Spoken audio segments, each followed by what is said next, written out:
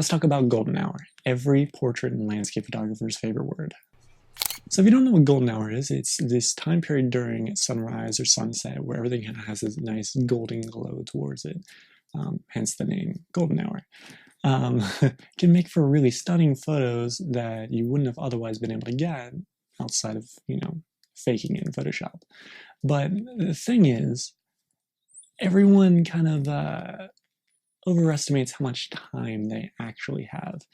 It's called golden hour, but you don't really have much of an actual hour. You have maybe an hour of sunset or a sunrise, but the best light is at the peak moment, the climax, if you will, of the sunrise or the sunset. You have about like 20 minutes in there where everything has this like amazing light, and it still looks great, the 20 minutes before or 20 minutes afterwards, but that 20 minutes in the middle is where the magic really happens. Now you might look at the sky and it might still have this like beautiful orange glow, but the light coming off of it isn't nearly as nice because the sun is either too high or too low on the horizon that the light just doesn't hit at the right moment. So I just recently experienced this just yesterday. I was awake at like way too early. And I happened to look outside and it was this amazing, like super vibrant red sky. And I hesitated for a while because I was like, oh, do I want to take photos? I'm like, I'm not sure. And I'm like, I was like, fuck it, I'll just do it. So by the time I grabbed my camera gear and I got in my car, been about a half an hour had passed. I hesitated for like 5 minutes, but it was going on for a while. I didn't really notice it. By the time I knew I didn't have much time left to actually, get the sunrise in. So I chose somewhere pretty local. It was this like a little park that was like 5 minutes away. When I got there, the light was fantastic. You can see in this photo here that all of the lighting, there was this beautiful like light and shadow play on the ground, and this obviously is beautiful red sky with this orange sunset. And I mean, well, this has got a lens flare in it because lens flares.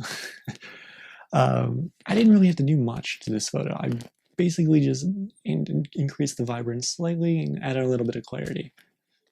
And that's it. This is almost straight out of camera. Now, the thing is, this wasn't the greatest composition in the world.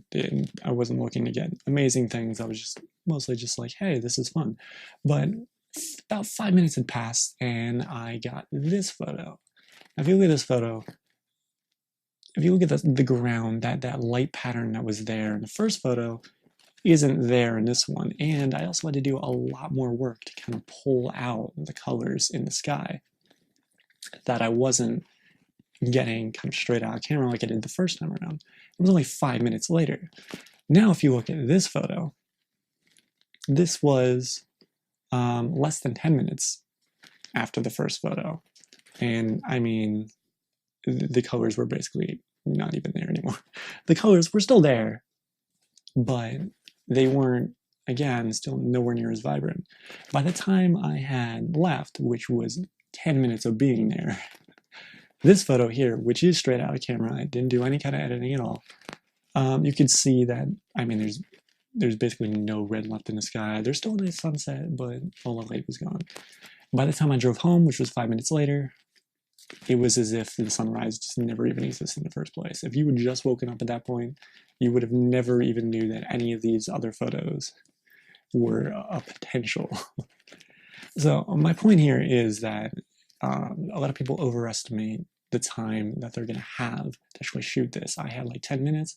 If I would have got there earlier, I probably would have had a good 20 minutes of like, nice light. So that's my fault.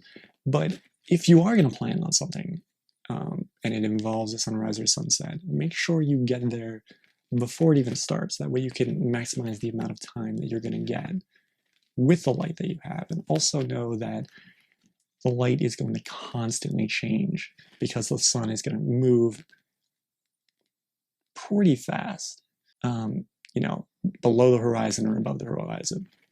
Excuse me, the horizon. So you're going to constantly have to be changing things. But anyway, I just wanted to give you some photo examples of the differences between the peak time during golden hour and towards the end, where you're not really getting much in the way of great things anymore. I mean, it's still nice, just not, you know, amazing. Anyway, well, thank you for watching the video. If you found this enjoyable, or if you liked it or it was somehow helpful to you, then go ahead and hit the like button. It shows me, well, you know, that you liked it. And if you'd like to see more videos like this, or tutorials, or occasional reviews, or things on staying creative, I have plenty of those and more to come. If you hit subscribe, it would be awesome. Like this video right here. I'm also on all the usual social media things. Instagram, Facebook, Twitter, and all that. So yeah, that's it. So I'll see you in the next video then. Take care.